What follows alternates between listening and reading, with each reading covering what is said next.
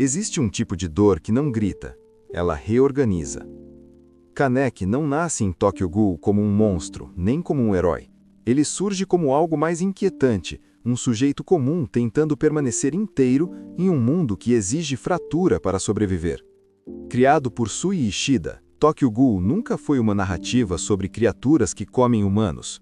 Os ghouls funcionam como um dispositivo psicológico. Eles obrigam o indivíduo a confrontar aquilo que ele só consegue negar enquanto sua identidade permanece estável.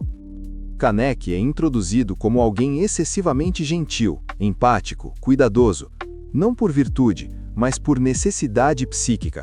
Sua identidade não se sustenta por afirmação, mas por adaptação. Ele existe a partir do olhar do outro. Desde o início, a obra constrói uma pergunta silenciosa. O que acontece quando a estrutura que mantém o eu coeso entra em colapso? Os temas que atravessam Kaneki não são poder, vingança ou justiça. São crises de identidade, despersonalização, trauma e a tentativa desesperada de manter um senso de continuidade quando o corpo, o desejo e a moral deixam de falar a mesma língua. É aqui que Freud se torna indispensável, não como citação, mas como lente.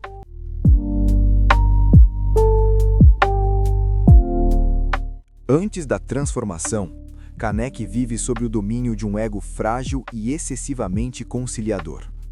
Freud descreve esse tipo de estrutura como um ego moldado para evitar conflito a qualquer custo. Kaneki fala baixo, cede espaço, tolera desconforto, internaliza a frustração. Não há agressividade integrada à sua identidade, e onde não há agressividade simbolizada, ela retorna de forma patológica. Essa organização psíquica não surge do nada. No mangá, a figura materna é central. Sua mãe se sacrifica continuamente, mesmo adoecendo, mesmo se anulando. A mensagem não é verbal, é estrutural. Amar é suportar dor em silêncio. Kaneki introjeta esse modelo.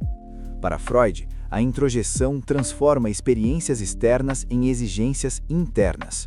O sofrimento deixa de ser algo a evitar e passa a ser critério de valor moral. Desejar passa a gerar culpa. Impor limites passa a parecer egoísmo. Existir passa a exigir justificativa. A ruptura inicial não acontece com violência explícita. Ela acontece quando o corpo de Kaneki deixa de sustentar a imagem que ele tem de si mesmo. O transplante não é apenas físico, é uma ruptura do eu corporal. O desejo surge de um lugar que ele não reconhece. A fome deixa de ser escolha. O prazer se torna ameaça. Freud descreve esse momento como falha na integração entre ego e pulsão. Kaneki ainda pensa como humano, mas sente como ghoul. O ego começa a rachar. Aqui nasce a despersonalização. O sujeito observa o próprio corpo como algo estranho, externo, quase hostil. O eu deixa de ser casa e se torna território instável.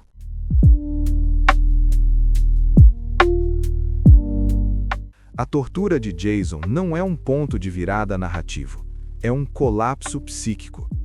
Freud define o trauma como um excesso de estímulo que ultrapassa a capacidade de simbolização do aparelho psíquico.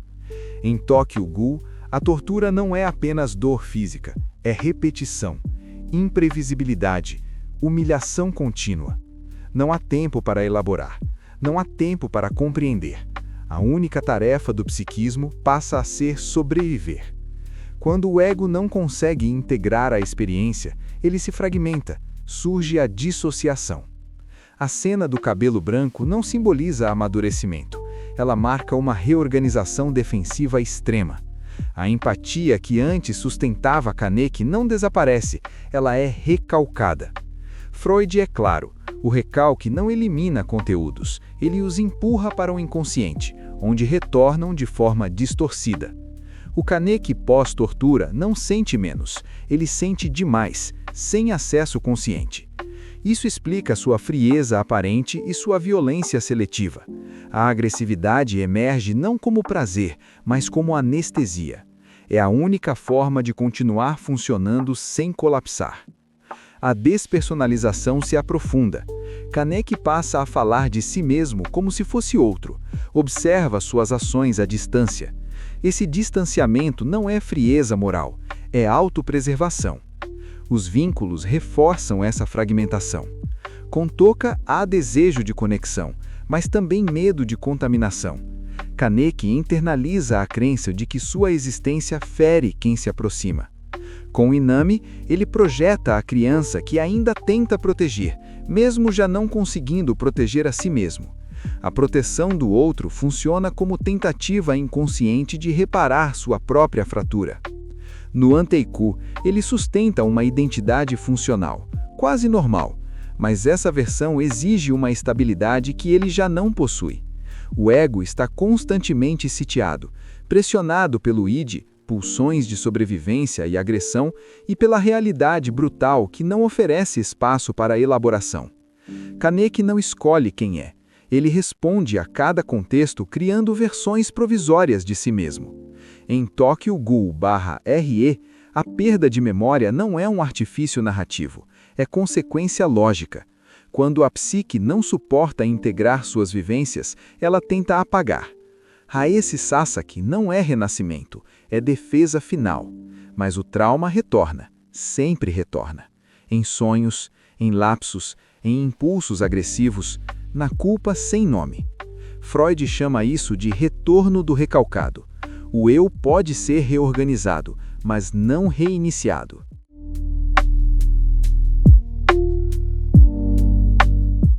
Kaneki nunca alcança uma identidade estável, porque sua trajetória é marcada pela impossibilidade de integração plena. Ele não resolve sua crise, ele aprende a coexistir com ela.